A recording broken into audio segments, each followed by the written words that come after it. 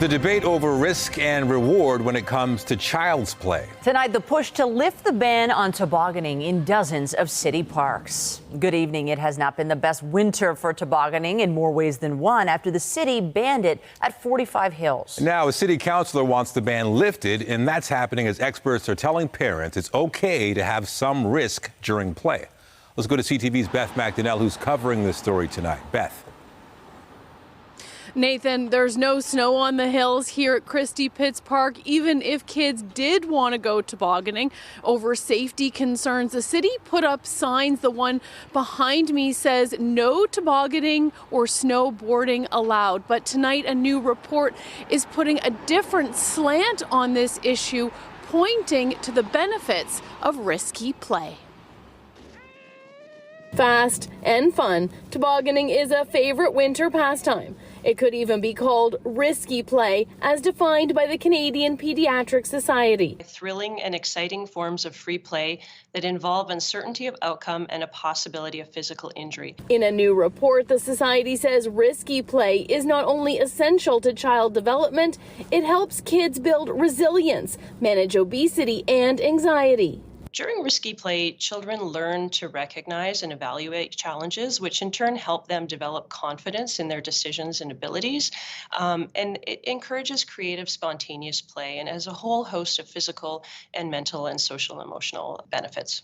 This is why we're being branded No Fun City. The City of Toronto recently banned tobogganing at 45 parks, including Christie Pitts, citing unsafe conditions as certain hills don't have a clear path. City Councillor Bradford, a father of young children, wants signs replaced to say sledding at non-designated hills is at the user's own risk, and the city does not assume liability. Where it makes sense, add hay bales and fencing too. We have skating trails, we have full contact hockey in our rinks, we have skate parks. The idea that we are not able to manage the liability for tobogganing frankly came out of left field. Parents have mixed feelings. I think it's really silly and that we're living in a bubble wrap world that isn't helping our kids. I think you can read everybody's limits and nobody's just going to, I feel, just jump to something knowing that they can't do it. I kind of hurt myself once before on it, so I can understand what they mean by that as well. The Society says there is a difference between risks and hazards. With risks, kids can decide what they're going to do, but hazards are beyond their ability to manage, which is up to adults to eliminate, with communication key. So if they're up in a tree, instead of saying, stop, you're way too high, get down, it's like, did you notice how high you were? Like, what's your plan to get down? Do you see the branches? What are you going to do? Encouraging kids to do as much as they can and test their limits. Councillor Bradford is working on a motion to make changes to the ban. He expects to present it to City Council next month. Reporting live, I'm Beth McDonnell. Nathan, back to you. Thanks, Beth. Still to come, revisiting what grocery prices used to be, rolling back the clock to highlight the reality of food inflation. Sticker shock at the supermarket, a rain check coming up. But first, drizzle and just plain dreary. That sums up what we've had for weather for much of the day in Toronto. Whatever snow and the grit and grime of winter is left will likely be washed away by the weekend as the mild daytime highs stay with us. A live look this hour, light drizzle to contend with as we near the weekend, and a big dose of rain is heading our way. Here's how the satellite radar looks right now.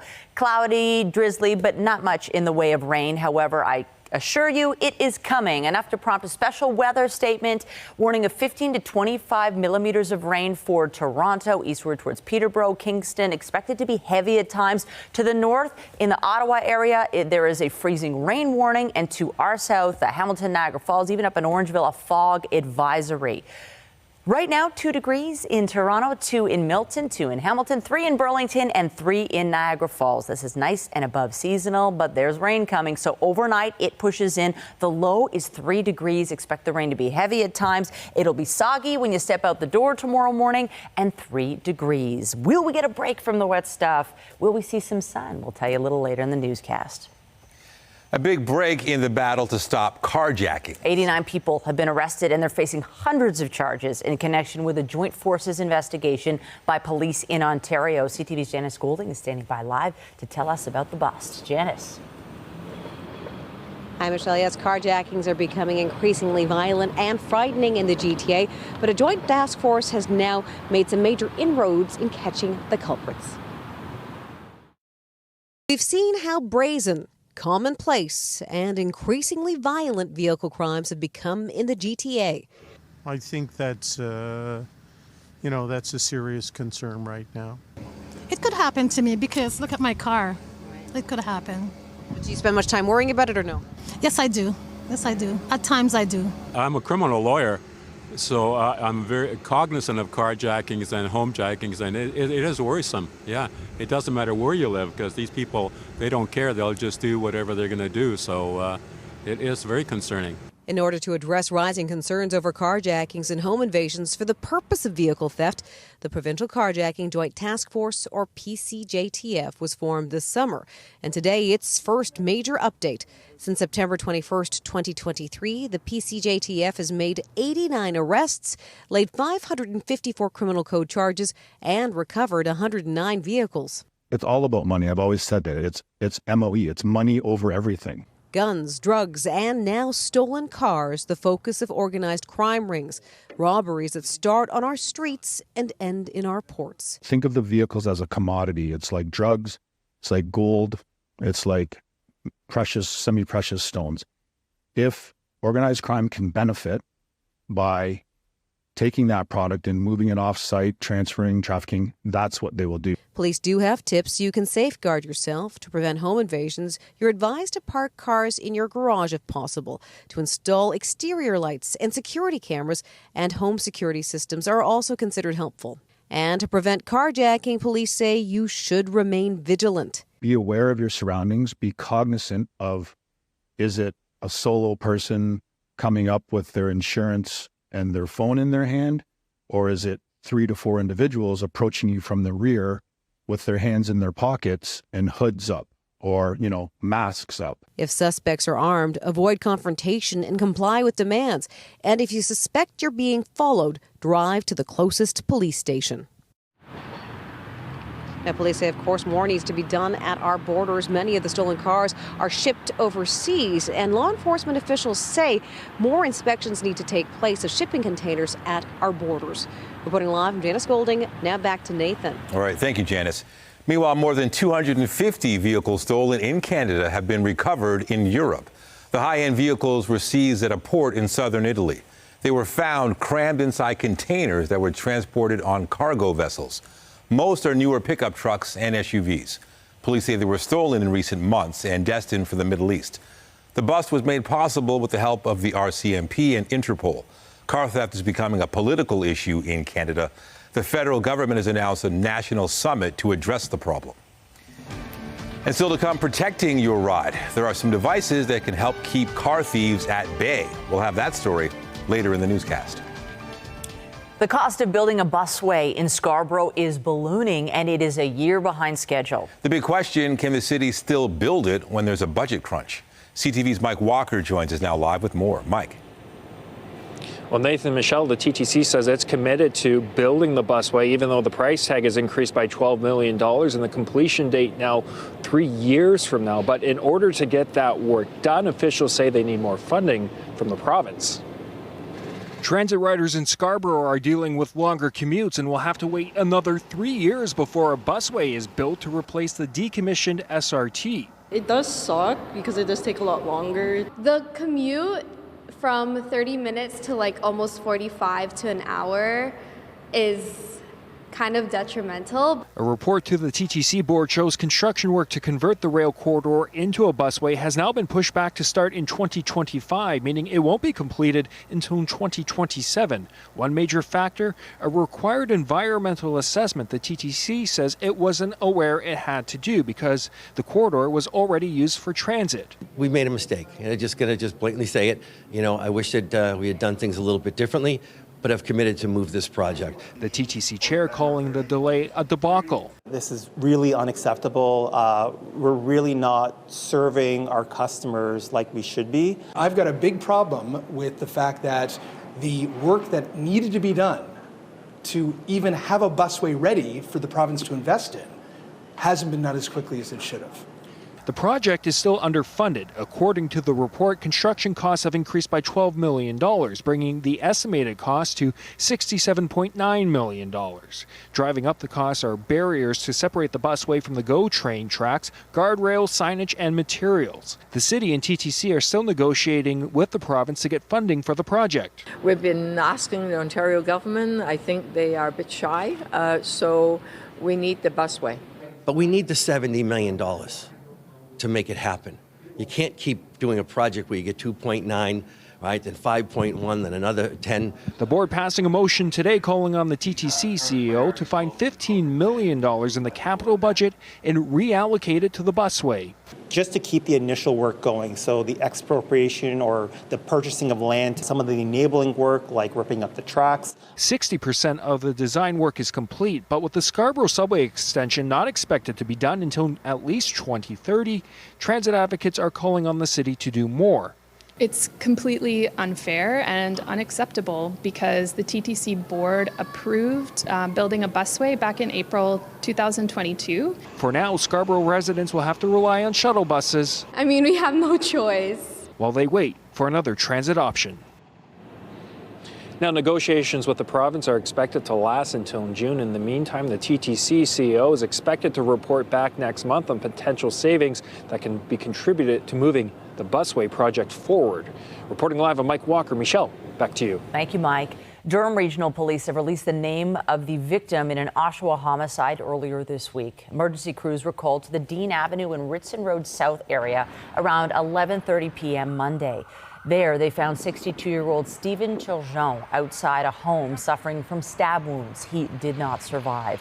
Investigators soon arrested 32-year-old Tyler Stevens from Clarington on a charge of second-degree murder. The search for a second suspect is ongoing. To Bramton now, where a woman was shot in a hotel. The victim survived, and police are still tight-lipped on exactly what happened. CTV's John Musselman reports.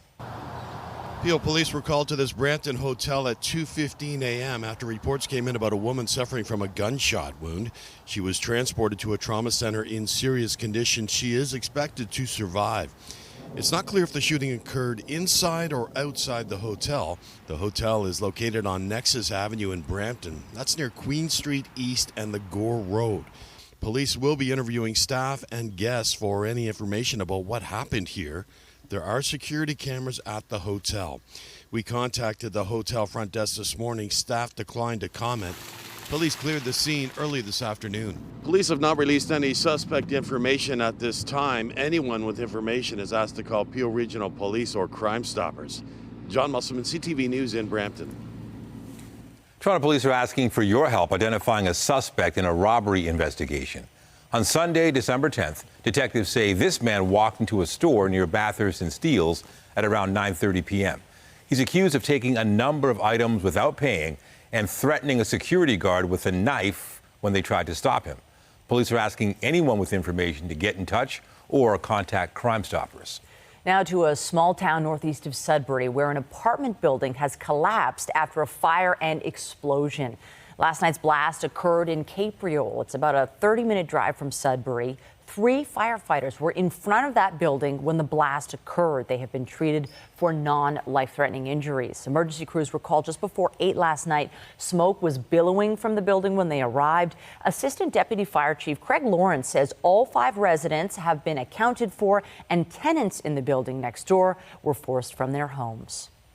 There was a ceremony at Toronto City Hall today ahead of International Holocaust Remembrance Day.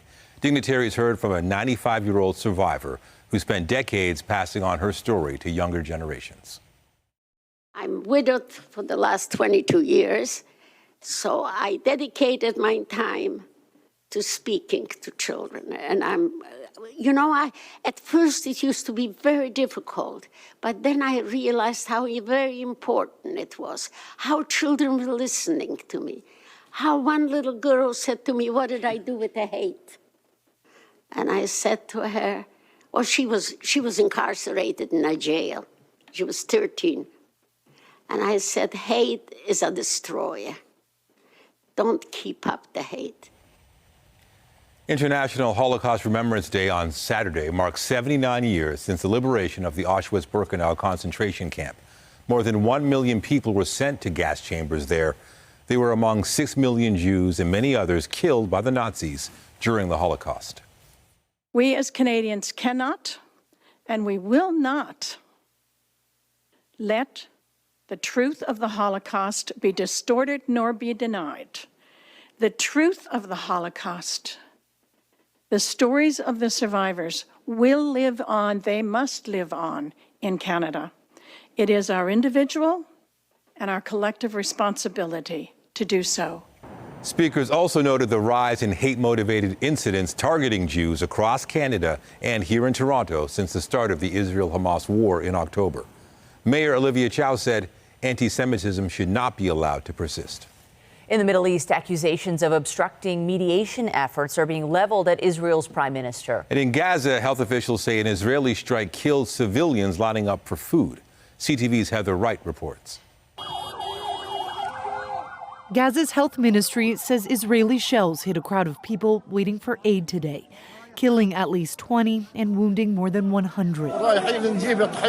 We were going to bring flour. We were waiting for the truck, says Mohammed Al-Rifi, who was injured. Then they hit us. Israel says it is looking into these reports as fighting intensifies in Khan Yunis, isolating the southern city's 2 main hospitals and driving people into shelter near the border with Egypt. This is the 3rd time we have fled, this woman says. Every time, it's the same. At the border with Gaza, families of hostages still being held protested at the Kerem Shalom crossing, trying to block aid from getting in a bid to put more pressure on both their government and Hamas to reach an agreement. There's no humanitarian steps for our hostages over there. Negotiations that have been complicated by the release of an audio recording that Israeli media says is of Prime Minister Benjamin Netanyahu, criticizing Qatar, calling them more problematic than the UN and Red Cross. Qatar has been at the center of negotiations between Israel and Hamas and released a statement calling the leaked recording appalling. These remarks, if validated, are irresponsible and destructive to the efforts to save innocent lives, but are not surprising. The United States is reportedly sending its CIA director to meet with Qatari, Egyptian, and Israeli officials, part of an effort to kickstart new negotiations for the release of all hostages and a longer ceasefire. Heather Wright, CTV News, Toronto. Sweden is one important step closer to joining NATO. Today, Turkey finalized its ratification process, endorsing the Nordic country's membership. The Turkish parliament says Sweden's tougher stance on Kurdish militants was key to winning approval. The Turks had accused Stockholm of being too lenient towards groups that Ankara regards as security threats. Turkey had also linked ratification to the purchase of U.S. fighter jets and the lifting of arms embargoes by Canada and other alliance members. Hungary is now the only NATO ally not to have ratified Sweden's accession. In New York, Donald Trump appeared briefly on the witness stand at his defamation trial. The former U.S. president testified after lawyers for E. Jean Carroll finished presenting their case. The advice columnist is seeking over $10 million in damages for Trump's comments after she accused him of sexual assault. Today, Trump testified for less than 3 minutes. He answered questions from his lawyer, who wanted to show that he stood by an October 2022 deposition in which he vehemently denied the accusations. It's being called a pinpoint landing within 100 meters of the intended spot. But there is one big problem with Japan's lunar lander right now. It is upside down, and the solar panels are facing in the wrong direction, so they can't generate power. The space agency hopes the panels can be recharged when the moon enters its daytime in the days ahead. Japan is the 5th country to reach the lunar surface. And on Mars, the little helicopter named Ingenuity has made its last flight. NASA says the 1.8-kilogram chopper can no longer fly because of rotor blade damage. It remains upright and in contact with flight controllers. But the $85 million mission is officially over. Ingenuity logged 72 flights over 3 years, accumulating more than 2 hours of flight time and traveling 18 kilometers. Back here at home, Ontario's public colleges are sounding the alarm over Ottawa's newly unveiled immigration cap for international students. Colleges Ontario released a statement today urging the federal government of causing significant and unnecessary upheaval with how the changes have been announced. The institutions say all student visa processing is effectively halted because applicants need a new attestation letter, and the province doesn't have a process to issue those yet. We've asked the Ministry of Colleges and Universities for comment. Federal Immigration Minister Mark Miller has said those letters should start going out to students by the end of March. The province, meanwhile, is facing more financial fallout after a bill restricting public sector wages was deemed unconstitutional. Ontario public servants have won additional retroactive pay increases of 6.5%. An arbitrator awarded members of OPSU the extra pay in response to a reopener clause they had in the contract they signed in 2022, which at the time was subject to Bill 124. The government is appealing a court decision that ruled Bill 124 unconstitutional. New Ontario Liberal leader Bonnie Crombie says she heard from rural municipal leaders at a conference this week that healthcare services are struggling to stay open. Doug Ford's reckless and deliberate plan to underfund hospitals and expand private healthcare is wreaking havoc on rural communities. Hospitals are running deficits. Hundreds of emergency departments in rural Ontario have been forced to shut their doors. And healthcare workers are leaving the profession or their jobs in hospitals because of the strain they're under as a result of the cuts. The Liberal leader accused the province of failing on health care. Speaking Monday at the meeting of rural municipalities, Premier Doug Ford said his government is making historic investments in health care, including billions for more than 50 new hospital projects, many outside major cities. In Ottawa, the Liberal caucus has gathered in preparation for the return of Parliament on Monday. The Prime Minister kicked off the strategy session today. Like Canada, this team is so effective because of its differences, because of the perspectives we bring, not just from every corner of the country, but from a multitude of stories, of histories, of cultures, of languages, of identities. Who we are is our greatest strength. The caucus is meeting as the party continues to trail the Conservatives by a significant margin in the polls. Today, a Liberal MP from Newfoundland backed off from comments suggesting it's time to have a conversation about the direction of the party. Ken McDonald said he did not mean to call for a leadership review and supports Trudeau. Meanwhile, a former member of the Liberal cabinet is leaving politics. David Lametti's resignation will take effect at the end of the month. The Montreal MP says he steps away with mixed emotions, but his constituents will benefit from a change. Lametti was shuffled out of the Justice Minister portfolio in July. He says it took a tough personal toll. He is now joining a law firm. The UK is suspending free trade talks with Canada. Ottawa has contacted the British business minister to express its disappointment. Canadian officials say there is unhappiness on both sides about a lack of access to agricultural markets. The talks started in 2022 and are among a number of negotiations Britain has launched around the world following its exit from the European Union. Last year, Canada was the UK's 18th largest trading partner. Some old grocery store flyers posted on social media offer an eye-opening snapshot of just how much the price of food has gone up. When you're bringing home the bacon, you're paying a lot more. CTV's Raheem Ladani reports. $1.88 blueberries. I know there's cheaper in town. Flip through flyers, and it doesn't take long to realize food prices aren't what they used to be, which means a trip to the grocery store now involves having a plan. I have 2 credit cards, and I pay them off every month, but I put one grocery thing on one, and when that date is due, and then I put the other one on the other, so that they're at different times, and I can pay them off at different times. So I have a whole plan of managing. Yes, food inflation is a reality, but just how big is the disparity from years past? Looking at this now, and I think I even have some of those items in here, it's, we're 3, 4, 5 times as much. Take a look at this Food Basics flyer from the year 2020, advertising a package of bacon for $2.88, name brand cream cheese less than $3, and 2 packages of Doritos for $5. These prices are very enticing, and I would probably be buying more than a few days at a time if this was the case. While those prices 4 years ago would certainly help people's pocketbooks today, how about traveling even further back to the summer of 2009, where shoppers could buy grapes, chicken legs, and even eggs, all for 99 cents. Taking a picture in time is important to appreciate what it's been happening the last several years. But at the end of the day, we should expect food prices to continue to rise. However, with higher prices impacting shoppers, industry experts believe grocers should start offering better deals to build back customer loyalty. We are expecting many of the products that are being displayed in that picture to be more affordable, just to get people back into their store as shoppers search for the best price. Raheem Ladani, CTV News. Car thefts in the GTA may seem out of control, but there are some key ways to keep your ride safe. We check out some new anti-theft devices coming up.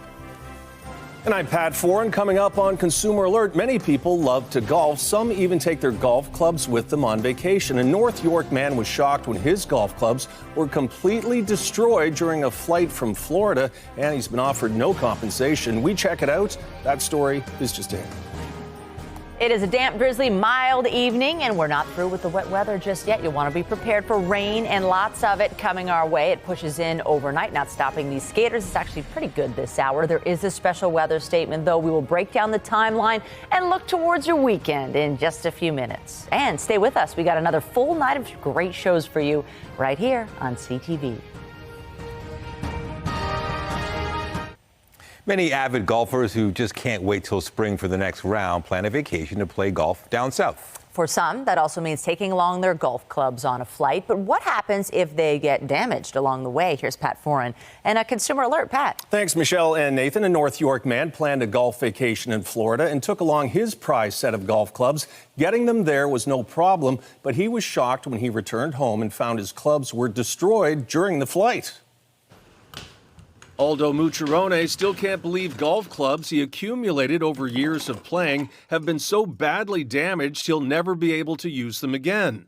Aldo's wife Rose is handling his claim. What did your husband think when he saw his clubs like this? He was shocked. It was unbelievable. The couple flew to Fort Myers in November with the clubs and everything was fine. But when they were flying back to Toronto and checking in, they were told to put the golf clubs on the regular luggage conveyor belt. We asked, well, shouldn't this go to the oversized bagging area?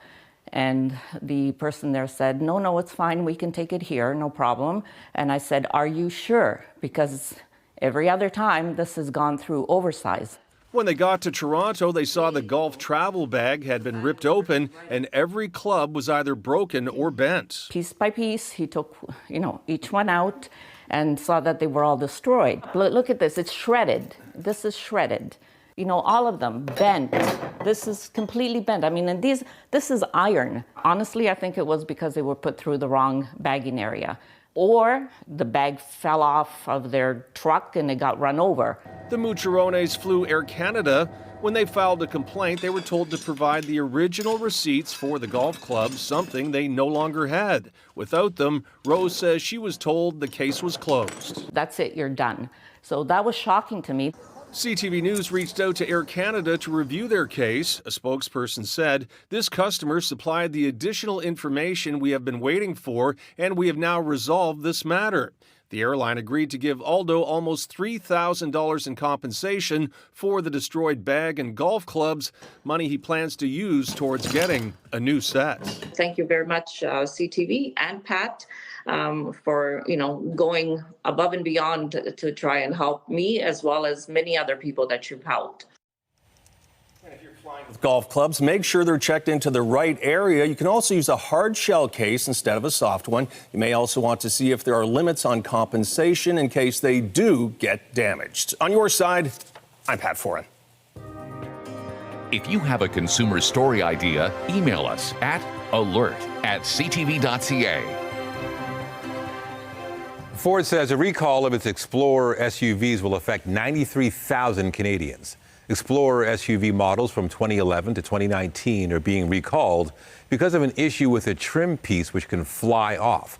Globally, the recall impacts more than 2 million vehicles.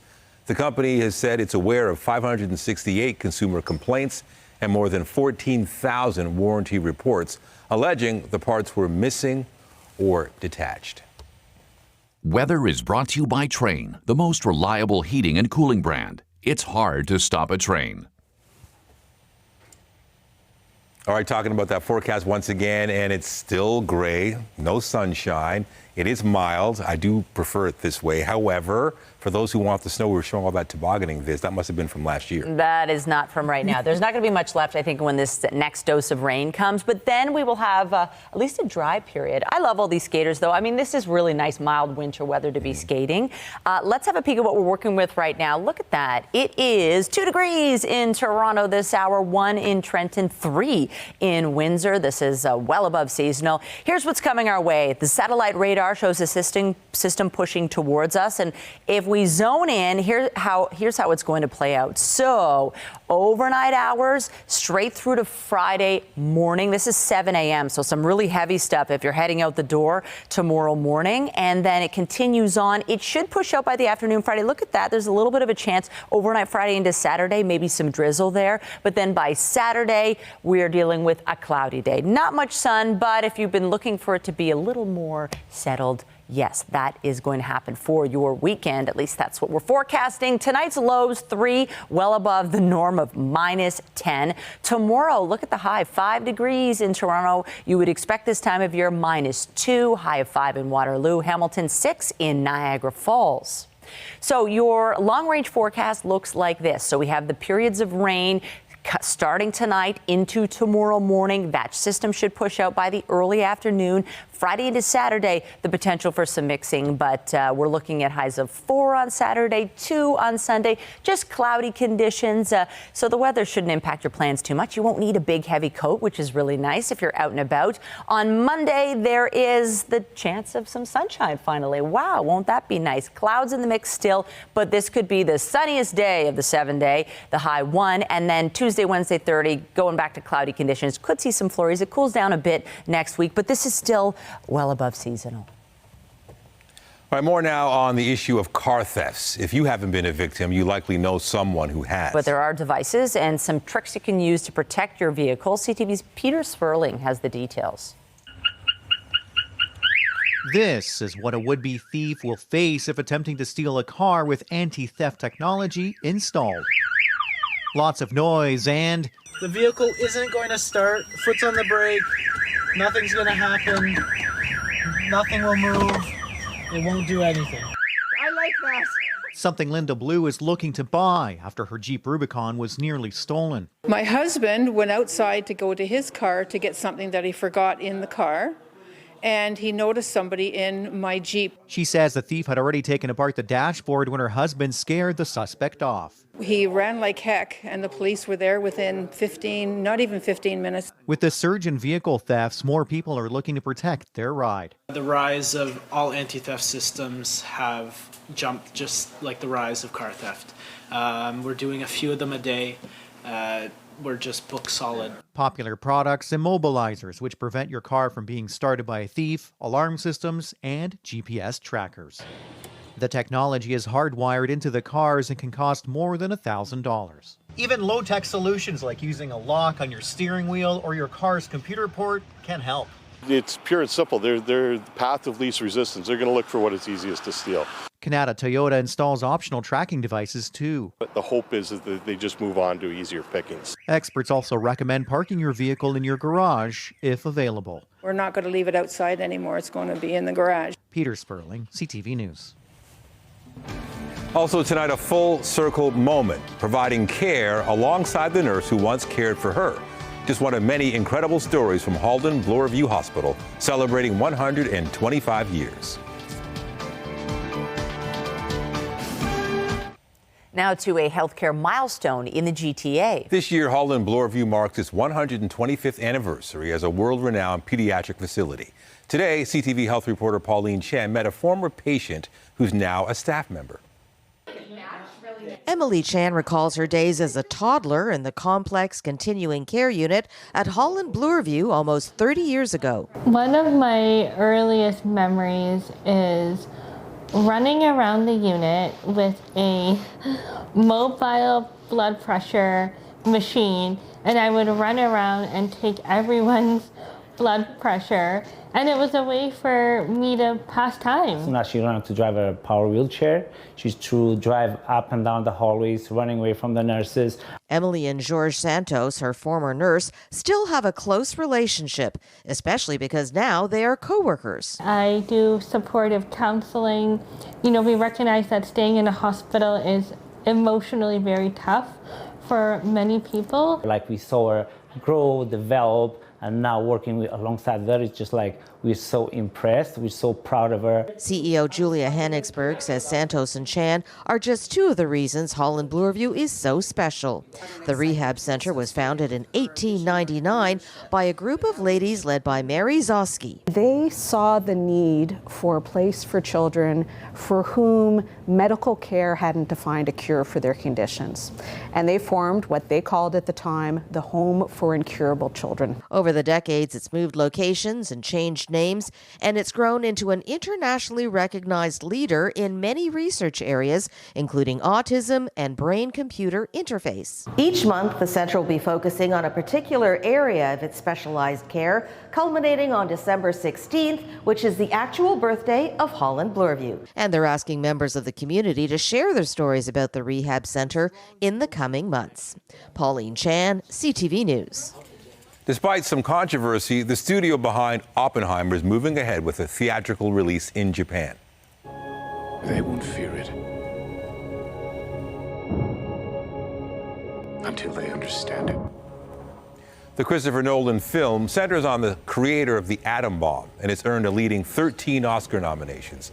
But the movie hasn't hit theaters in Japan, considering the bomb was used in Hiroshima and Nagasaki, with estimated death tolls in the hundreds of thousands. Distributor Bitter End says it's chosen to screen Oppenheimer starting March 29th, following months of thoughtful dialogue. Another movie reboot is on the way. This time, it's an updated take on the 1980s cult classic Roadhouse. You like to fight. You ever win? No one ever wins a fight. Jake Gyllenhaal plays a UFC fighter turned bouncer who gets involved in the middle of a property dispute that doesn't play out peacefully. The new Roadhouse also features MMA star Conor McGregor in his first acting role. The movie has a streaming-only release March 21st. I don't know what the world is without you in it. How Tinder works. And the first trailer's out for a new movie drama starring Julia Louis-Dreyfus. She plays a mother caring for a terminally ill daughter as they come to terms with the end of her life. Tuesday then takes a supernatural turn as the pair are visited by death in the form of a talking bird. The A24 film doesn't have a specific release date, but is listed as coming soon. After the success of Barbie, Mattel Films is adapting another familiar toy franchise for the big screen. Can we build it? Yes, we can! Deadline reports Mattel is working on a Bob the Builder feature film with partners including Jennifer Lopez's production company. Actor-singer Anthony Ramos will voice the title character in the animated film, which will see Bob take on a construction project in Puerto Rico. Justin Timberlake is out with a new single leading up to his first album release in 6 years. I want every bit of you. I guess I'm selfish. The singer shared the video for his song Selfish today. It's from his upcoming album titled Everything I Thought I Was, his follow-up to 2018's Man of the Woods. Timberlake has been heard on a few collaborations, including with NSYNC since then. He's scheduled as a musical guest on Saturday Night Live this week to help promote his new album out in March.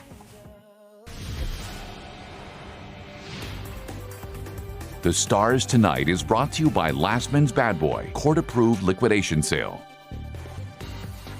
On the next CP24 Breakfast, we'll be catching up with Max Kerman, the lead singer of Arkells. He'll be joining us to talk about what's shaping up to be a busy year ahead for the band. CP24 Breakfast up first at 5:30. This is why we're being branded No Fun City. Updating our top stories after the city of Toronto banned tobogganing at 45 parks, citing unsafe conditions and unclear paths. Councillor Bradford is pushing for a reversal. He says the city should just say it won't assume liability if users get hurt. This comes as a new report highlights the importance of so-called risky play in child development. It's all about money. I've always said that. It's MOE. It's money over everything. A provincial task force set up last summer to address a surge in carjacking is sharing its first major update. Since September 21st, police say they've made 89 arrests and laid 554 criminal charges, as well as recovering 109 vehicles. Investigators say more and more organized crime rings are treating stolen cars like other traffic commodities like drugs and gold. We made a mistake, and I'm just going to blatantly say it. You know, I wish that we had done things a little bit differently. More transit frustration for Scarborough residents as a report to the TTC board says it will take 3 years before a busway is built to replace the decommissioned Line 3. One major factor in the delay, the TTC was not aware it had to do a new environmental assessment. Construction cost estimates have also increased. Remember to keep up to date day and night through our website, ctvnewstoronto.ca, and by downloading the CTV News app. The U.S. economy is growing far faster than economists had expected, and as Canada's biggest trading partner, that could be both good and bad for our economy. BNN Bloomberg's Jacqueline Hansen explains. The U.S. economy beat expectations in the latest quarter. So because of how connected Canada's economy is with the U.S., could America's strength end up making Canadian inflation worse? Well, yesterday, the head of the Bank of Canada, Tiff Macklem, said he's not that focused on U.S. GDP. He's paying more attention to Canadian consumers and how the economy is performing here.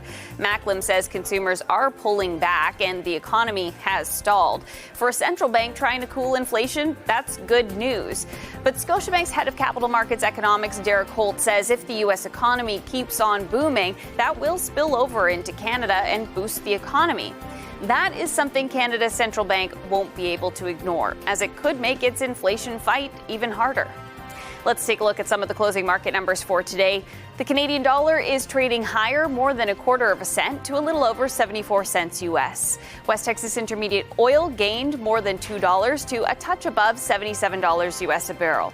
As for stock markets, the TSX added 75 points to end the day at 21,101.54. That is the latest in business. I'm Jacqueline Hansen of BNN Bloomberg. The Business Report is brought to you by Canadian Western Bank, the bank built for business. Toronto furniture retailer Bad Boy is officially bankrupt. In November, the company filed a notice of intention under the Bankruptcy and Insolvency Act, saying it hoped to restructure. An Ontario court gave Bad Boy permission to begin liquidation sales, and there was a deadline of January 23rd to file a restructuring proposal. But according to a new document on the website of bankruptcy trustee KSV Advisory, Bad Boy failed to file a cash flow statement or proposal in time, meaning the company is now bankrupt. Cineplex is facing a pair of proposed class action lawsuits over the fees it charges when booking tickets online. Moviegoers who buy their tickets online are charged $1 or $1.50 unless they're members of Cineplex's CineClub program. The class actions in BC and Quebec allege the charge isn't disclosed in a transparent and meaningful way during the purchasing process. They also accuse Cineplex of violating the Competition Act. Cineplex says it's confident the booking fee is neither misleading nor illegal. Just ahead, professional women's hockey takes over Scotiabank Arena for the very first time. Toronto faces off against Montreal in a new version of an old rivalry. Tonight, cracking down on a growing car theft crisis. Canada has really become a source country for stolen vehicles for the world. A detour for hundreds of stolen cars from Canada destined for the Middle East. Later on CTV National News.